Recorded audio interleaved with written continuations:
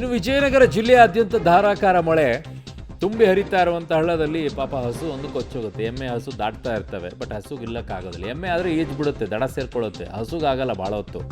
ಹೊಸಪೇಟೆ ತಾಲೂಕಿನ ಬ್ಯಾಲಕುಂದಿ ಹಳ್ಳದಲ್ಲಿ ಘಟನೆ ಆಗಿದೆ. ಮಳೆಗೆ ಅಪಾಯದ ಮಟ್ಟ ಮೀರಿ ಹರಿತಾ ಇರುವಂಥ ಹಳ್ಳಗಳು. ಹಳ್ಳ ದಾಟೋಕ್ಕಾಗದಲ್ಲೇ ನೀರಿನಲ್ಲಿ ಕೊಚ್ಚಿ ಹೋಗ್ಬಿಟ್ಟಿದೆ ಹಸು. ಜಸ್ಟ್ ಅದು ಮೇಲ್ಗಡೆಗೆ ದಾಟೋಕ್ಕಾಗ್ತಾ ಇರಲಿಲ್ಲ, ಸ್ಲಿಪ್ ಆಗಿಬಿಡ್ತದೆ. ಅಲ್ಲಿ ಒಂದು ದೃಶ್ಯ ಇದೆ, ನಿಮಗೆ ತುಂಬ ಕ್ಲೋಸಪ್ಪಲ್ಲಿ ತೋರಿಸ್ಬೇಕಿತ್ತು ಅದನ್ನು. ಆ ಹಸು ಕೊಚ್ಕೊಂಡು ಹೋಗುತ್ತೆ. ಎಮ್ಮೆ ಮತ್ತು ಹಸು ಅಲ್ಲಿರ್ತವೆ. ಎಮ್ಮೆಗಳು ಈ ಕಡೆಗೆ ಬರುತ್ತವೆ, ಬಟ್ ಹಸು ಈ ಕಡೆಗೆ ಬರೋಕ್ಕೆ ನೋಡುತ್ತೆ, ಬಟ್ ಆ ನೀರಿನ ರಭಸಕ್ಕೆ ಅದು ಸ್ಲಿಪ್ ಆಗಿಬಿಡುತ್ತೆ. ಆ ಚಿಕ್ಕದಾಗಿ ಒಂದು ಬ್ಯಾರೇಜ್ ಥರ ಮಾಡಿರ್ತಾರೆ, ಅದ್ರ ಮೇಲೆ ದಾಟ್ಕೊಳ್ಳೋಕ್ಕಾಗದೇ ಪಕ್ಕದಲ್ಲಿ ಬಿದ್ದೋಗ್ಬಿಡುತ್ತೆ. ಪಾಪ ನೀರಿನಲ್ಲಿ ಕೊಚ್ಕೊಂಡು ಹೋಗುತ್ತೆ. ಏನಾಗಿದೆಯೋ ಏನೋ ಹಸು ಕತೆ ಅಂತ ಹೇಳಿ ಕೊಚ್ಕೊಂಡಂತೂ ಹೋಗಿದೆ. ದೊಡ್ಡ ಮಟ್ಟದಲ್ಲೇನಿಲ್ಲ, ದಡ ಸೇರಿದರೆ ಓಕೆ, ಬಟ್ ಇಲ್ಲಾಂದರೆ ಭಾಳ ಕಷ್ಟ ಆಗ್ಬಿಡುತ್ತೆ. ಹಸುಗಳಿಗೆ ಕಷ್ಟ, ಭಾಳ ಈಜಕ್ಕಾಗಲ್ಲ.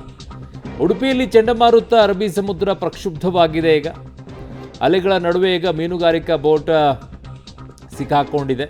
ಹರಸಾಹಸ ಪಟ್ಟು ದಡ ಸೇರಲು ಮೀನುಗಾರರು ಪ್ರಯತ್ನವನ್ನು ಮಾಡಿದ್ದಾರೆ. ಒಂದು ವಾರದೊಳಗಡೆಗೆ ಎಲ್ಲವನ್ನೂ ಕೂಡ ಬಂದು ದಡ ಸೇರಬೇಕು, ಯಾರು ಕೂಡ ಮೀನುಗಾರಿಕೆಗೆ ಹೋಗಬಾರ್ದು ಅಂತ ಹೇಳಿದ್ದಾರೆ. ಬೋಟ್ನ CC ಕ್ಯಾಮ್ರಾದಲ್ಲಿ ಸೆರೆಯಾಗಿರೋದು. ವಾಪಸ್ ಆಗುತ್ತಿರುವ ಮೀನುಗಾರಿಕೆಗೆ ತೆರಳಿವೆ ಬೋಟ್ಗಳೆಲ್ಲ. ಜೂನ್ 1ರಿಂದ ಯಾರು ಕೂಡ ಸಮುದ್ರಕ್ಕೆ ಇಳಿಯದಂತೆ ಈಗ ಸೂಚನೆಯನ್ನು ಕೂಡ ಕೊಟ್ಟಿದ್ದಾರೆ. ಬಟ್ ಈಗ ಹೋಗಿರುವಂಥವ್ರಿಗೆಲ್ಲ ಸೂಚನೆ ಕೊಟ್ಟಿದ್ದಾರೆ, ವಾಪಸ್ ಬನ್ನಿ ನೀವು ಅಂತೇಳಿ. ಬಟ್ ಬರುವಂಥ ಸಂದರ್ಭದಲ್ಲಿ ಅಲೆಗಳ ರಭಸಕ್ಕೆ ಸಿಕ್ಕಾಕೊಂಡಿರುವಂಥದ್ದು. ಭಾಳ ಕಷ್ಟಪಟ್ಟು ದಡ ಸೇರಿವೆ ಎಲ್ಲ.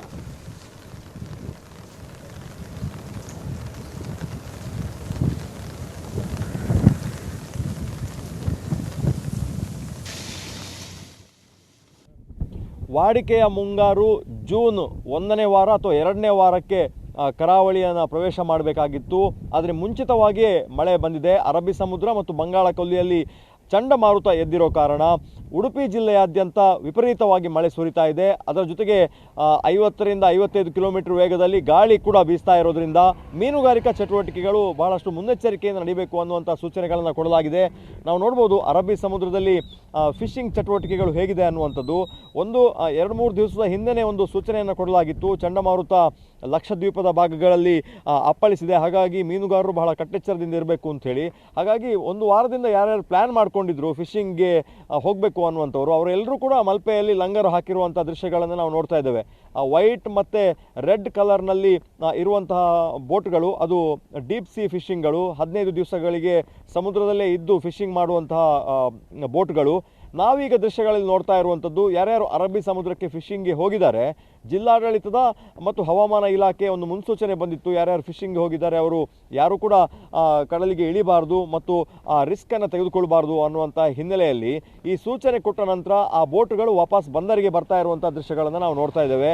ಆ ರೆಡ್ ಕಲರ್ನ ಬೋಟ್ಗಳು 15 ದಿವಸ 10 ದಿವಸ ಹಿಂದೆ ಹೋಗುವಂತಹ ಬೋಟ್ಗಳು ಮತ್ತು ಯಾವೆಲ್ಲ ಬೋಟ್ಗಳು ನಿನ್ನೆ ಮೊನ್ನೆ ಹೊರಟಿತ್ತು ಆ ಬೋಟ್ಗಳು ಕೂಡ ವಾಪಸ್ ಬಂದರಿಗೆ ಬರ್ತಾ ಇರುವಂಥದ್ದು. ಮುಂದಿನ 2-3 ದಿವಸ ಜಿಲ್ಲೆಯಲ್ಲಿ ರೆಡ್, ಆರೆಂಜ್, ಯೆಲ್ಲೋ ಅಲರ್ಟ್ಗಳನ್ನು ವಿಸ್ತರಿಸಿ ಹಾಕಿದ್ದಾರೆ. ನಾವು ನೋಡ್ಬೋದು ದೃಶ್ಯಗಳಲ್ಲಿ ಮಳೆ ಮೋಡ ಎಷ್ಟರ ಮಟ್ಟಿಗೆ ಆವರಿಸಿದೆ ಅನ್ನುವಂಥದ್ದು. ಜೂನ್ ಜುಲೈ ತಿಂಗಳಲ್ಲಿ ಯಾವ ಪ್ರಮಾಣದಲ್ಲಿ ಒಂದು ಕಾರ್ಮೋಡ ಆವರಿಸಿರ್ತದೋ ಅದೇ ಥರದ ದೃಶ್ಯಾವಳಿಗಳು ಈಗ ಕಂಡು ಬರ್ತಾ ಇದೆ. ಹಾಗಾಗಿ ಸಮುದ್ರದಲ್ಲಿ ವಿಪರೀತವಾದ ಗಾಳಿಯ ಒತ್ತಡ ಇರೋದ್ರಿಂದ ಪಕ್ಕದ ಜಿಲ್ಲೆ ಉತ್ತರ ಕನ್ನಡ ಅಥವಾ ದಕ್ಷಿಣ ಕನ್ನಡ ಜಿಲ್ಲೆ, ಅದನ್ನು ಹೊರತುಪಡಿಸಿ ರಾಜ್ಯದ ಗಡಿಯನ್ನು ಹೊರತುಪಡಿಸಿ ಹೋಗಿರುವಂಥ ಗೋವಾ, ಮಹಾರಾಷ್ಟ್ರ, ಗುಜರಾತ್ ಬಾರ್ಡರ್ನವರೆಗೂ ಕೂಡ ಫಿಶಿಂಗ್ ಮಾಡುವಂತಹ ಬೋಟ್ಗಳು ಹೋಗಿರ್ತವೆ. ಅವು ಎಲ್ಲರೂ ಕೂಡ ಅಲ್ಲಿನ ಬಂದರುಗಳನ್ನು ನೆಚ್ಚಿಕೊಳ್ಬೇಕು, ಅಂದರೆ ವಾಪಸ್ ಉಡುಪಿಯವರೆಗೆ ಬರುವ ರಿಸ್ಕನ್ನು ತೆಗೆದುಕೊಳ್ಬೇಡಿ ಅನ್ನುವಂಥ ಸೂಚನೆಯನ್ನು ಈಗಾಗಲೇ ಹವಾಮಾನ ಇಲಾಖೆ ಕೊಟ್ಟಿದೆ. ಹಾಗಾಗಿ ಕೆಲವಷ್ಟು ಬೋಟ್ಗಳು ತಮ್ಮ ಒಂದು 10-15 ದಿವಸ ಫಿಶಿಂಗ್ನ ಒಂದು ಏನು ಅವಧಿ ಇದೆ ಅದನ್ನು ಮೊಟಕುಗೊಳಿಸಿ ವಾಪಸ್ ಬಂದರಿಗೆ ಬಂದು ಲಂಗರು ಹಾಕ್ತಾ ಇದೆ. ಮುಂದಿನ ಸೂಚನೆಯವರೆಗೆ ಕಡಲಿಗೆ ಯಾರೂ ಕೂಡ ಮೀನುಗಾರರು ಇಳಿಬಾರ್ದು ಅನ್ನುವಂತಹ ಒಂದು ಖಡಕ್ ಸೂಚನೆಯನ್ನು ಕೊಡಲಾಗಿದೆ. ಕ್ಯಾಮರಾ ಪರ್ಸನ್ ಚೇತನ್ ಜೊತೆ ದೀಪಕ್ ಜೈನ್, ಪಬ್ಲಿಕ್ ಟಿವಿ, ಉಡುಪಿ.